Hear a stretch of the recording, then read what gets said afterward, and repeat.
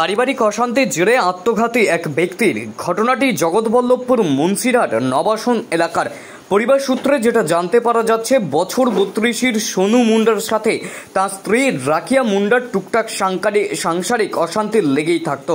সম্ভবত সেই কারণেই এই দুর্ঘটনা বলে জানান নিহতের ভাই।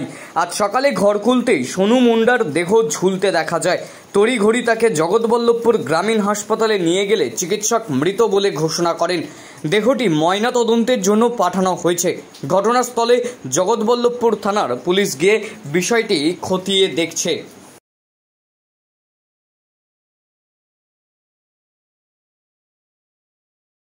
আমি জানি না, বাড়িতে অশান্তি হয়েছিল হয়তো, ঠিক আছে, ঝামেলা ফামলা হয়েছিল হয়তো, রাত্রিরে কাজে গেল। কোথায় বাড়ি? নবাসন। যিনি উনি কিভাবে মারা গেছে? কীভাবে মারা গেছে? গলায় দড়ি দিয়েছে। আপনি কি দেখলেন সকালে? সকালে আমি তো কাজে গেলাম, রাজমিস্ত্রির কাজ করি।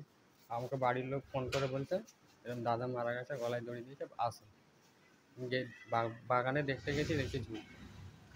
কোনো রকম অশান্তি চলছিল না? বাড়িতে অশান্তি মানে দু স্বামী স্ত্রীর কাজের ব্যাপার নিয়ে হয়তো হয়েছিল, কাজে ফাজে যেতে চায় না, ওই নিয়ে হয়েছিল। মাঝে মধ্যেই হয় অশান্তি? হ্যাঁ, মাঝে মধ্যেই হয়। আচ্ছা, এখন কি হাসপাতালে নিয়ে এসেছিলেন? হ্যাঁ। কি চাইছেন?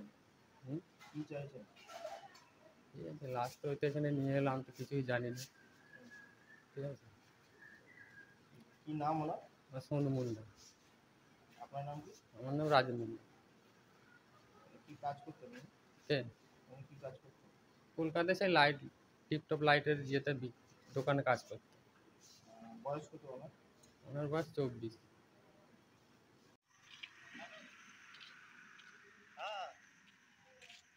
হ্যাঁ গো,